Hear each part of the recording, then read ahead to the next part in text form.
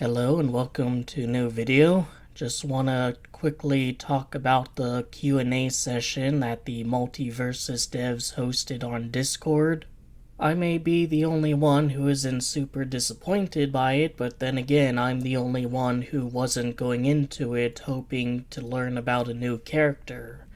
Instead, I hope to learn about stages a bit more. So that's a secret to not being neurotic about Multiversus. Ignore characters, embrace stages. With that in mind, there are things that were revealed that I am quite excited about, and things that were revealed that I hope are different, or are changed, or are reworked when the game comes out. Starting off with the one and only real negative that I have, it's that the camera is not customizable or toggleable or anything like that. If the characters are close together, it's always going to zoom in to ridiculous degrees. They said there's no plans for adjusting the camera at this time, but I will not be a copium connoisseur and assume that at this time is doing any heavy lifting. The reason for this is because they think that the camera being the same for everyone playing makes it more fair, but I kind of disagree. For example, if you're someone who prefers the camera to be far out, then it's going to be inherently not fair to you that the camera zooms in so closely. If there are multiple camera options and someone thinks they're at a disadvantage because the camera is zooming in so close that they can't see everything around them, the option would be there to have it zoom out more often or stay zoomed out more often.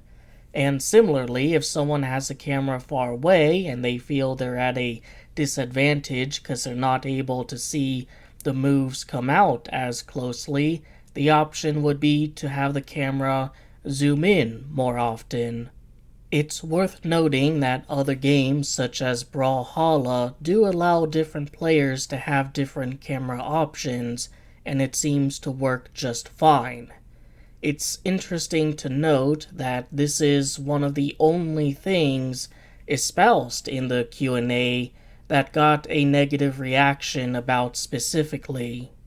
So if for whatever reason any Player First Games employees are watching this, or anyone with access to them who can relay a message, I say please reconsider the rules regarding the camera and give the option to allow it to be more like the open beta.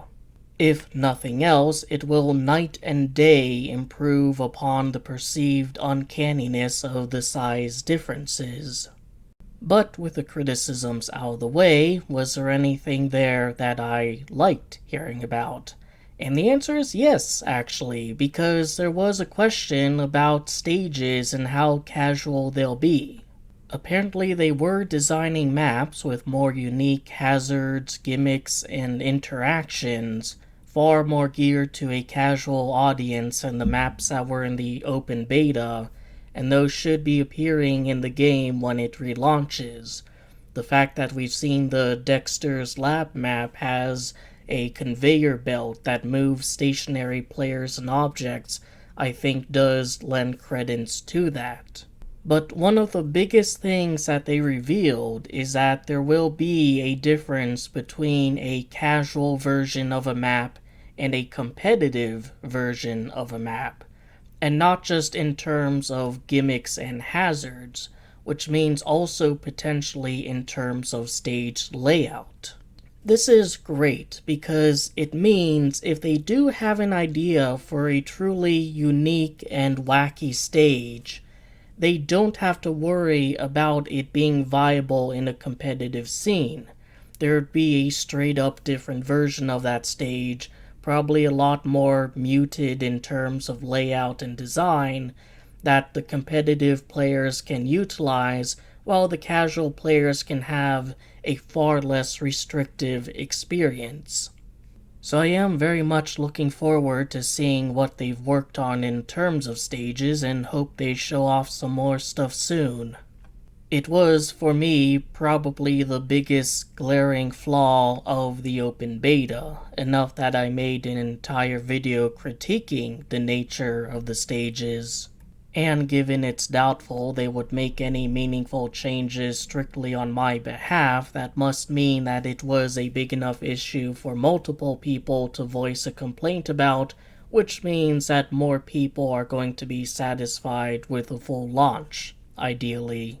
One concern people had is that due to having larger characters, they'll be wrung out faster by virtue of just inherently being closer to the kill zone at any given time.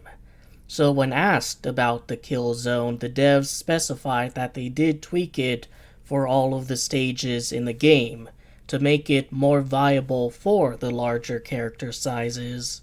This is great, but I do have to go back to the complaint that I have where the camera gets so close to the character that you don't get a sense of where that character is relative to both the kill zone and the stage proper.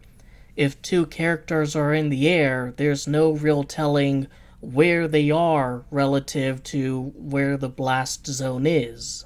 Letting the camera be pulled back a bit and focus on more of the stage would absolutely make this change more meaningful. A bit more was discussed about parries, and to be quite honest, I have no, strong opinions on parries. I don't think I've ever played a fighting game with parries.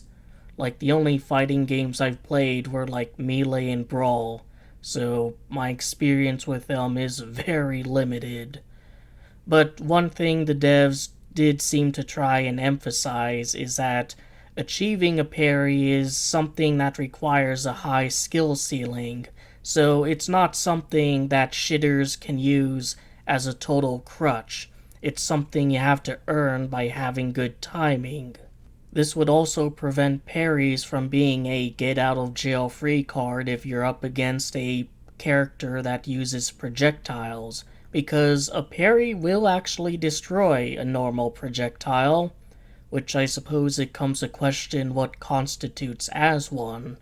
Does the rocket that Marvin's UFO spawn count as a common projectile, or is it just his laser or bubble gun or whatever?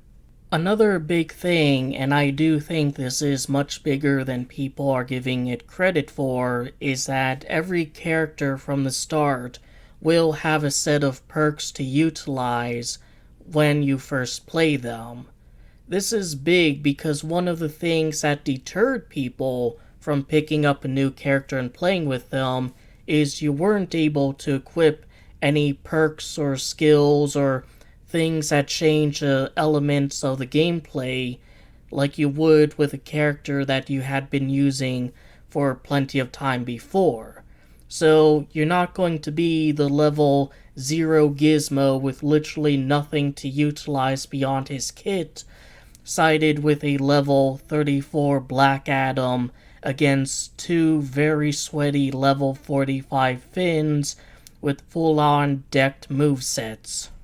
I do think this will encourage people to explore more characters than just their mains in the meta and experiment around a bit more, rather than feel as if choosing a new character puts them completely at an inherent disadvantage. They're apparently going to post more concept art as the weeks go by, which I'm actually looking forward to because I really like concept art. I actually like seeing the kind of behind-the-scenes initial ideas and how it differs from how it translates in the final product. Alright, this is actually something that isn't from the Q&A, but something that I've noticed and haven't seen anyone talk about. So here's Raindog's chef outfit from the open beta, right? Well, fairly recently, the devs actually posted a short video clip of Arya Stark fighting Raindog, and he's wearing that outfit. And in the video clip, you can see that Raindog's outfit is now gold. And I don't think this is a team color thing, because that's usually red or blue. And you can see when Arya transforms into Raindog there, her chef outfit is white. So I think in the final game, there's going to be some small variations in some skins where there'd be golden versions of them, maybe for certain character masteries or whatever. But that is like something kind of interesting to think about. Also, please, pull back the camera. That was way too close. Like you can count the individual strands of fur that Rain Dog has. I guess besides the camera, the one thing that people have kind of complained about is that they said we would see a new character in the next few weeks, which, yes, the game is coming out in the next few weeks, so that's kind of self-evident, assuming there is a new character at launch. So yeah, those are just my quick thoughts on the subject. I am very much looking forward to seeing how fun and wacky the new stages can be. I'm glad they are trying to rework perks for new players playing new characters, and I do hope they course correct when it comes to the camera, because it would be significantly more fun if they did. So that's the end of the video. I hope I gave you something to think about and otherwise entertained you. Take care.